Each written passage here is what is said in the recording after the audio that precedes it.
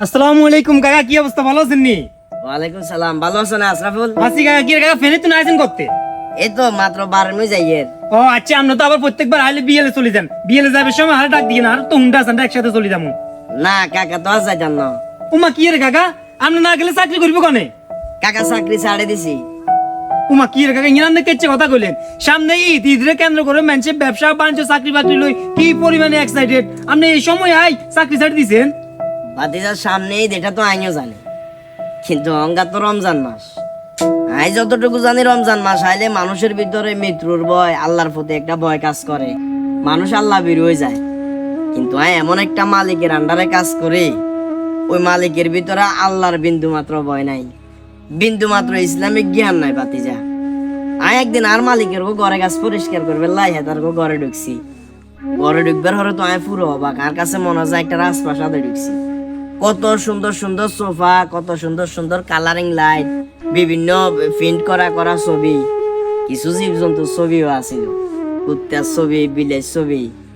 যখন ছবিগুলো পরিষ্কার করিয়ে তখন আর বিবেকে আরে প্রশ্ন করে, সেলিম, মানুষের কাছে মনে হয় টিয়া থাকলে মানুষ অন্ধ হয়ে যায় কেন? বাতে যায় পুরা ঘর কত কষ্ট করে পরিষ্কার করছি, বিশ্বাস করবে কিনা জানি না, ঘরের ভিতরে একটা কোরআন শরীফ আইনু, ঘরের ভিতরে অল্প কুদ্দুরা জায়গা আইনু, যে জায়গাটা ওই লোকটা নামাজ বেলা রাখছে।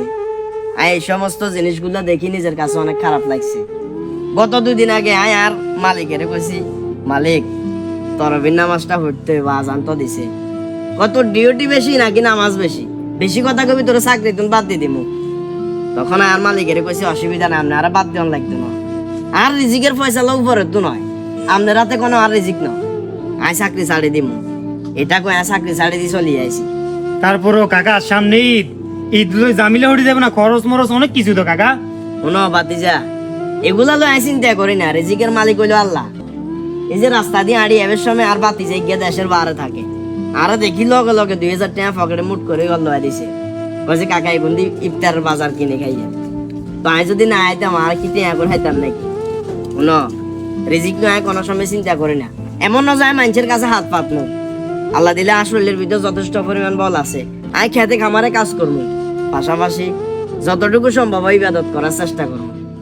আহিলে বলে চাকরি ছাড়ে দিয়ে চলে আসি বাতিজা।